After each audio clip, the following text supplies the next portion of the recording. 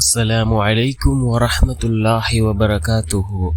الحمد لله الذي نحمده ونستعينه ونستغفره ونؤمن به ونتوكل عليه أما بعد.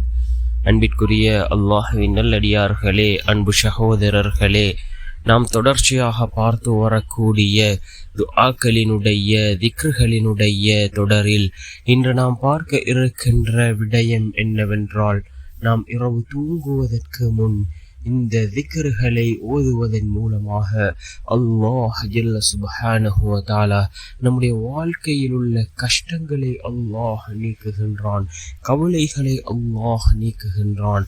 அந்த அளவுக்கு சிறந்த அற்புதமான 3 திக்ருகளை தான் நாம் இன்றைய வீடியோவில் பார்க்க இருக்கின்றோம்.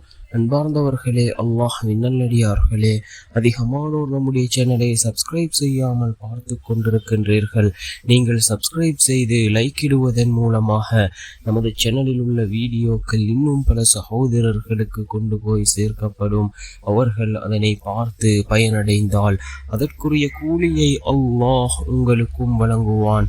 அன்பார்ந்தவர்களே, அல்லாஹ்வின் நல்லடியார்களே, நாம் இரவு தூங்குவதற்கு முன் இந்த திக்ருகளை ஓதுவோம். ரசூலுல்லாஹி ஸல்லல்லாஹு அலைஹி வஸல்லம் அவர்கள் இரவு தூங்குவதற்கு முன் வுலூ செய்துவிட்டு இந்த திக்ருகளை ஓதி அதன் பின்னால் ஆயத்துல் குர்சியை அவர்கள் ஓதுவார்கள்.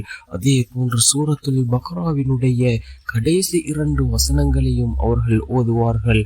அதன் பின்னால் தூங்குவதற்கு முன் ஓதப்பட வேண்டிய அந்த துஆவை ஓதிவிட்டு தான் ரசூலுல்லாஹி ஸல்லல்லாஹு அலைஹி வஸல்லம் அவர்கள் இரவு தூங்குவதாக பல ஹதீஸ்கள் இடம்பெற்றிருக்கின்றது. அன்பார்ந்தவர்களே, அல்லாஹ்வின் நல்லடியார்களே, நாமும் இரவு தூங்குவதற்கு முன் வுலூ செய்துவிட்டு இந்த திக்ருகளை ஓதுவோம். ரசூலுல்லாஹி ஸல்லல்லாஹு அலைஹி வஸல்லம் அவர்கள் கூறினார்கள், அதாவது இந்த திக்ருகளை செய்வதன் மூலமாக அல்லாஹ் நம்முடைய கஷ்டங்களை நீக்குகின்றான் என்று அன்னை ஃபாத்திமா ரலியல்லாஹு அன்ஹா அவர்களுக்கு ரசூலுல்லாஹி ஸல்லல்லாஹு அலைஹி வஸல்லம் அவர்கள் கூறினார்கள்.